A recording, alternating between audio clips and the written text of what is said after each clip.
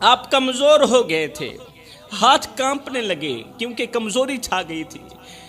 حضرت یہی تو میرے پیغام تھے، یہی تو میرے قاصد تھے کہ میں آپ کے پاس آ رہا ہوں۔ حضرت آپ کے محلے میں جب میں نے فلاں بوڑھے کی روح نکالی تھی، فلاں نوجوان اور بچے کی روح نکالی تھی، میں صرف ان کی روح نکالنے نہیں آیا تھا، میں یہ بھی بتانے آیا تھا کہ آج ان کی باری ہے، کل آپ بھی تیار ہو جائیں۔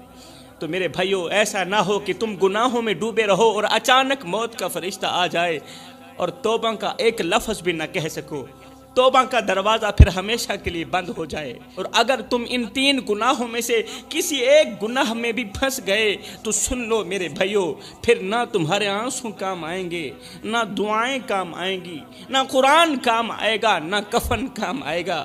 وہ رب جو ماں سے 70 گناہ زیادہ محبت کرتا ہے، وہ بھی ان 3 گناہوں پر اپنی رحمت روک لیتا ہے۔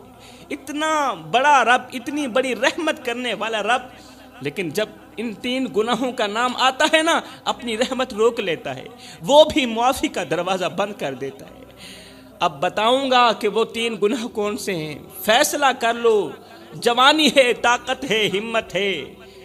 اگر ہمت ہے تو پھر اللہ کو مان لو، ہمت ہے تو پھر اللہ کی مان لو، ورنہ کل قبر تمہیں ایسے دبوچے گی، ایسے دبوچے گی جیسے شکار کو درندہ نوچتا ہے۔ میرے رسول کریم صلی اللہ علیہ وسلم نے فرمایا، صحابہ 3 گناہوں سے اللہ تعالیٰ سخت نفرت کرتا ہے۔ یہ وہ گناہ ہیں جو زمین کو ہلا دیتے ہیں، آسمان کے فرشتے کانپ اٹھتے ہیں اور رب کا غضب بھڑک اٹھتا ہے۔ یہ وہ گناہ ہیں جن کی بدبو عرش تک جاتی ہے اور اللہ اپنی رحمت کے دروازے بند کر دیتا ہے۔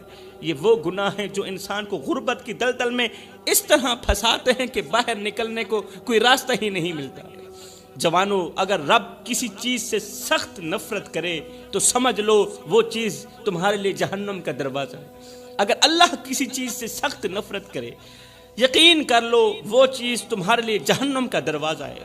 وہ گناہ تمہاری ہنسی چھین لے گا، سکون ختم کر دے گا، وہ تمہیں ایسی بربادی میں دھکیل دے گا جس سے تم کبھی نہیں نکل سکو گے۔ آخر وہ کون سے گناہ ہیں؟ سنیے، فرمایا پہلا گناہ، نمبر 1، ظالم کی حمایت کرنا۔ ہائے ہائے، بہت بڑا گناہ ہے ظالم کی حمایت کرنا، بجائے مظلوم کا ساتھ دینے کے ظالم کا ساتھ دینا۔ ظلم ہوتا ہوا دیکھ کر خاموش رہنا بھی ظالم کی حمایت کرنا ہے۔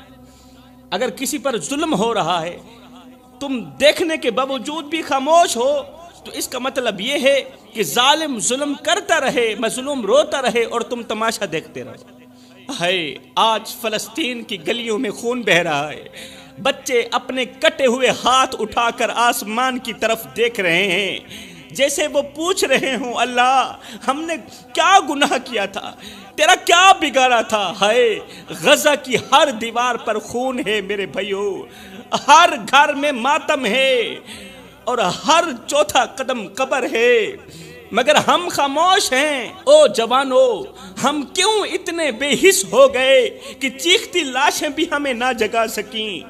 اگر ہم آج بھی نہ جاگے تو کل کی تاریخ میں ہم بزدل لکھے جائیں گے۔ اگر ہم آج بھی نہ جاگے، کل کی تاریخ میں ہم ڈرپوک لکھے جائیں گے۔ مسلمانوں، غزہ کے بچوں نے اب کھیلنا چھوڑ دیا ہے، غزہ کے بچوں نے اب مسکرانا چھوڑ دیا ہے، اب وہ صرف مرنے کے انداز سیکھ رہے ہیں۔ غزہ کی ایک بچی نے اپنی ماں سے کہا، امی اگر میں شہید ہو گئی تو آپ مجھے اپنی گود میں لے لیں گی؟ ماں نے روتے ہوئے کہا، بیٹی اب یہ گود نہیں، یہ تو قبرستان بن چکی ہے، یہ گود کہاں رہی ہے بیٹی، یہ گود تو قبرستان بن چکی ہے، میں کس کو سینے لگاؤں اور کس کو دفناؤں؟ میری گود میں تو پہلے ہی 2 شہزادے پڑے ہیں جو ہمیشہ کے لیے خاموش ہو چکے ہیں۔ دکھ اس بات کا ہے کہ ایک طرف ایک بھائی مر رہا ہے، درد اس بات کا ہے کہ ایک طرف ایک مسلمان بھائی مر رہا ہے اور دوسرا بھائی اسے اس قدر ذلیل اور رسوا ہوتا دیکھ کر بھی کہتا ہے یہ مسئلہ سیاسی مسئلہ ہے۔ بھائی پر اتنا ظلم دیکھ کر بھی، ظلم کے پہاڑ دیکھ کر بھی دوسرا بھائی یہ کہہ رہا ہے کہ یہ مسئلہ سیاسی مسئلہ ہے۔ نہیں بھائی، یہ سیاسی مسئلہ نہیں، یہ غیرت کا مسئلہ ہے، یہ انسانیت کا جنازہ ہے، کیونکہ ہماری غیرت مر گئی ہے، ہم زندہ ہو